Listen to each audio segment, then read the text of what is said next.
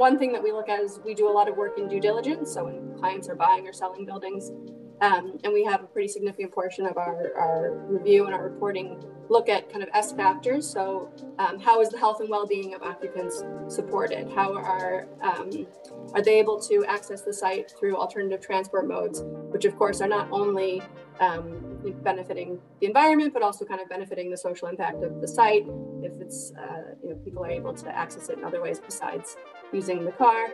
I've had some really interesting questions from clients who, for example, I've got one client who has a portfolio of grocery stores, and they were really interested in focusing on their social impact. And they came with a whole bunch of ideas that we haven't even thought of before. Things like, what can they do with their food waste? Can they have programs for people in the community to come in and get food at reduced prices? Can they kind of educational programs within the grocery stores? And just all of these aspects of kind of how can you use an asset for maybe more than what it's originally intended for, originally purposed for, to increase its social value and its social impact. And I think kind of one of the biggest challenges, and this is not just a challenge for us, but really everything that we're doing, is how to value an ESG investment. And so for energy, of course, there's some easy metrics you can use in terms of what's your payback period. PV panels, again, what's your payback period? There's easy calculations that can be made. But social impact is something that's really hard to value. And something I was speaking with someone yesterday about was there is some metrics on kind of placemaking. And so if you're able to develop an urban space, let's say, that has a really strong identity, they can say it's usually worth about 10 to 15% more than a standard place, let's say, if you haven't invested in placemaking and identity for the place. And along with that, you usually have a lot of social aspects as well. Maybe you've got community space or playgrounds or spaces for kids or something that gives it that identity and really kind of focuses it on the users and the people.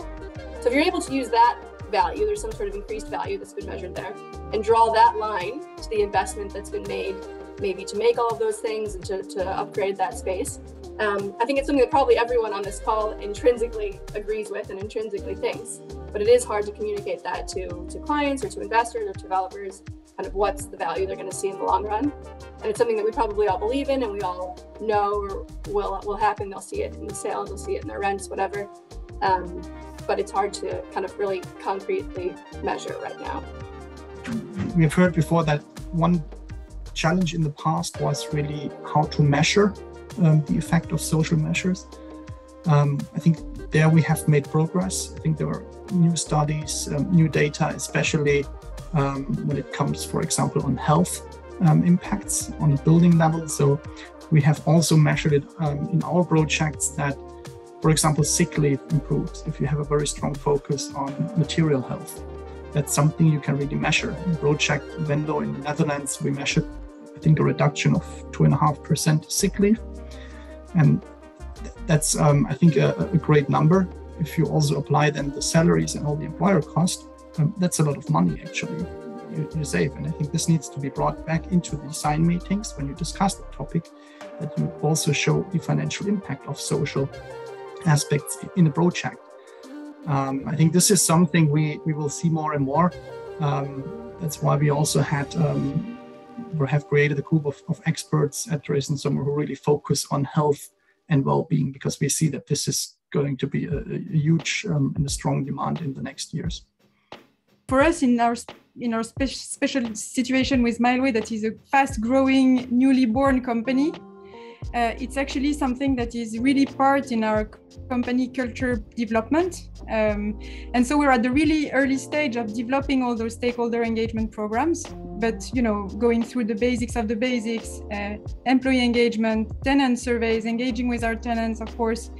But what is more interesting is everything that came up spontaneously from a cultural perspective from the employees across the different jurisdictions, was really how we stepped up, with donation during the floods, how we've been spontaneously, very quickly organizing processes around rent reliefs and relief actions in the context of COVID. For a very young company of our size, it seems super obvious for many established businesses or bigger companies, but to have a solution that is processed at our scale so fast was just a proof that this S dimension is crucial for employees, for people, and to make sure we continue to create value across our ecosystem and take care of our tenants and the value chain.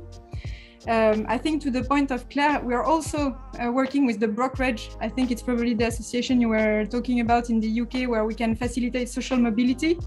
And that was also brought spontaneously by the UK team that really wanted to promote this idea of diversity and cultural diversity among the teams, and how they could learn and how we could actually enlarge a bit the thinking within this traditional real estate thinking sometimes. So one, it gives big picture. Two, I think it's really key in company culture building. And to come to the business part of things, for us at Mileway, when we look at our tenant base across the 11,000 clients we have, yes, we have the big 3PLs, the Amazon, DPD, but we also have a lot of SMEs and moms and pops businesses. And actually to be able to generate prosperity and make those businesses thrive and grow with us is actually also contributing to a general social positive impact. So it's ingrained here again in our daily business model. I do think we're learning at a really fast, we're trying to learn at a really fast pace, and especially the people on this panel, and I myself try to do the same thing, are trying to condense all this information and all this technological advancement into a roadmap that can lead us to where we want to be. And you can see that in social as well. So where we started with the environmental side, we started with, a focus on energy, and then doing a focus on circularity and so on and so forth. For social, we've already learned, okay, so we can't just look at gender differences. We have to look at the full picture of social. And it's not just about diversity and inclusion, but there's a lot more to it as well.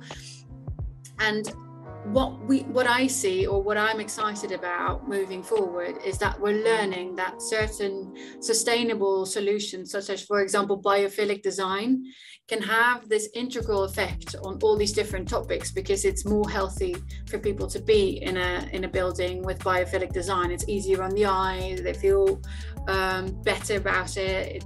Creates a healthy standard, so to say, but it also drives down your carbon, and it also regulates your heating in a way that you have more passive cooling, more passive heating, that kind of thing. So for a closing statement on a panel in ESG, I do think we're learning, we're trying, and I guess together, learning from each other, we can, aim for the stars.